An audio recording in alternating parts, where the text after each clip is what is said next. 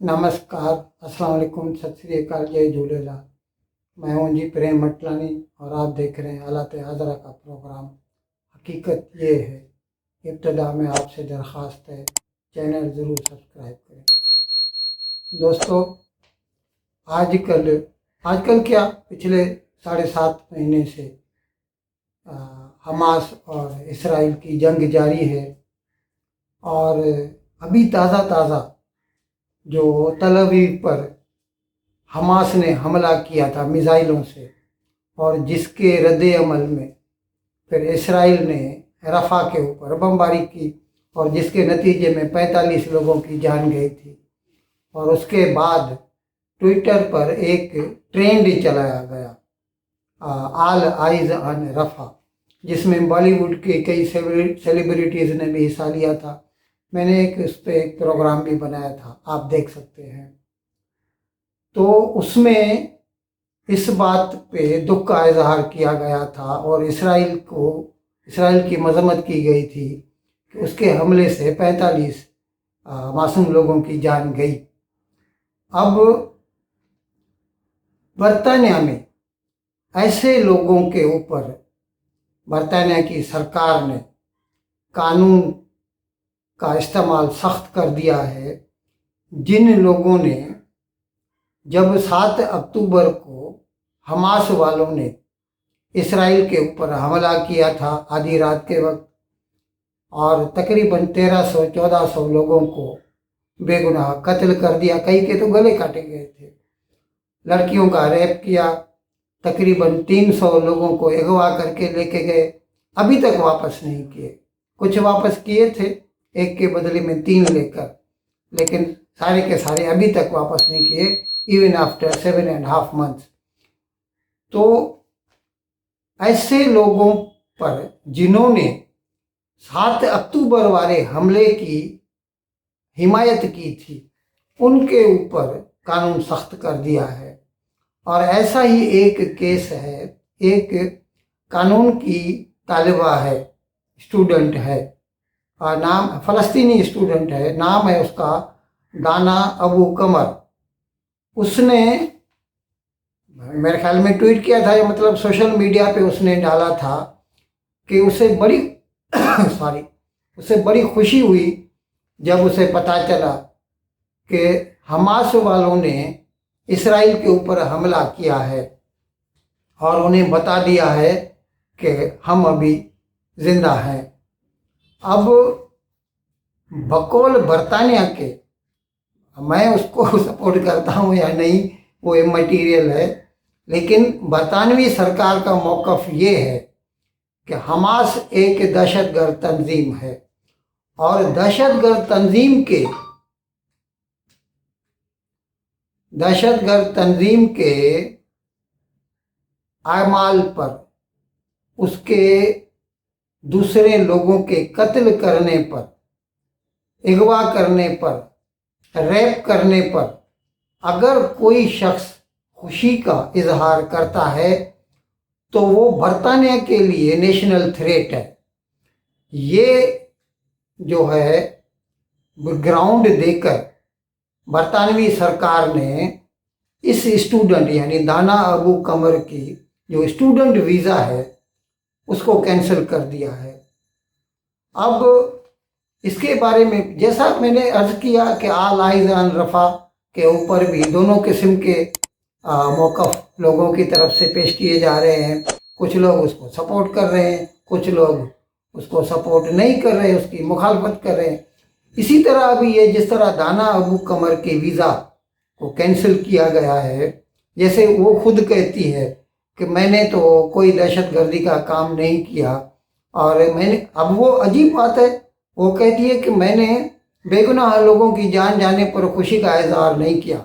अरे भाई, जब तुम कहती हो कि 7 अक्टूबर को जो कुछ हमास ने किया वो उसके ऊपर खुशी का इजहार करती है, तो इसका मतलब है वो 1300-1400 जो जानें गई उस पर तुम खुश हो, वो जो लोगों को, जो लड़कियों का रेप किया गया तुम उसके ऊपर खुश हो, वो जो 300 लोगों को अगवा करके लेके गए तुम उस पर खुश हो, और सबसे बड़ी बात यूएनओ की तरफ से हमास को जो है एक दहशतगर्द तंजीम माना गया है और बरतानिया भी उसको दहशतगर्द तंजीम मानती है। और अगर एक दहशतगर्द तंजीम को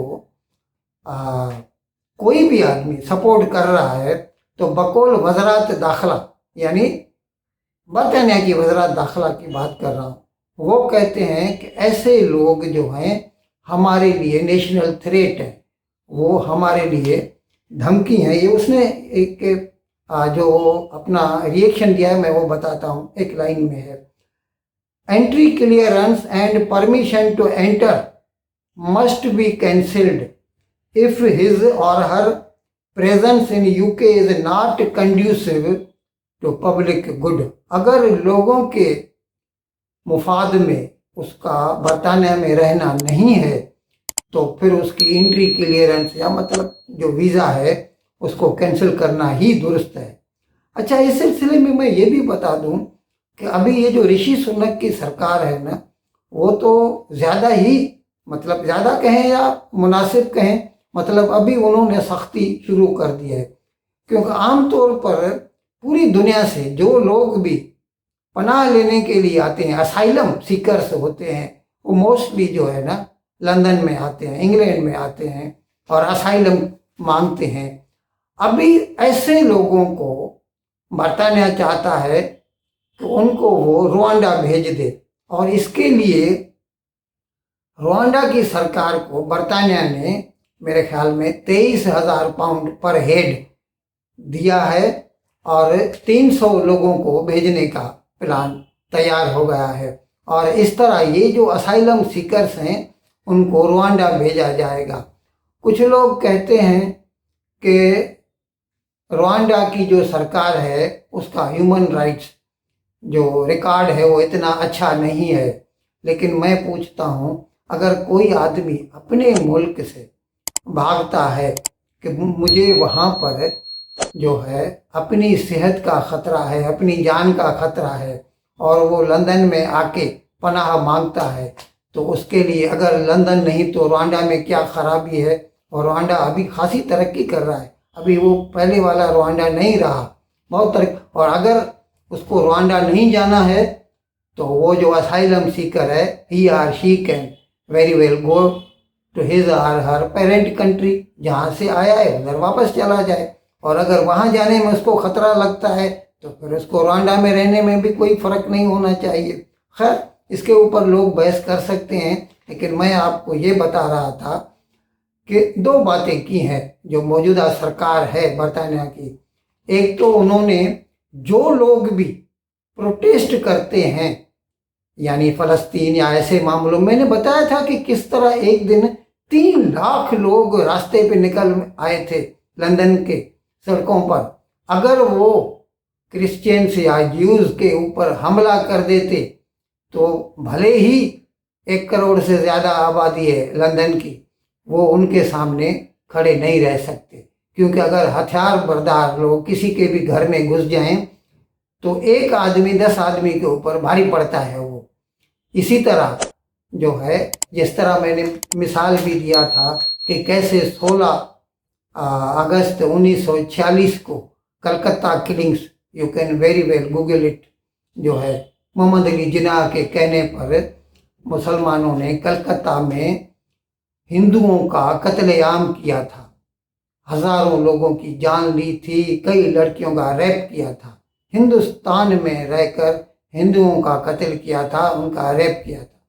क्योंकि उस वक़्त वो हथियार बरदार थे और जो घरों में रहने वाले थे वो बिना किसी हथियार के थे, तो वो उनका मुकाबला नहीं कर सकते थे। इसी तरह अगर लंदन में ये जो 3 लाख लोग प्रो पैलेस्टाइन निकले थे, अगर वो लंदन के आम शहरियों के ऊपर हमला कर दें तो you can very well imagine what would have happened.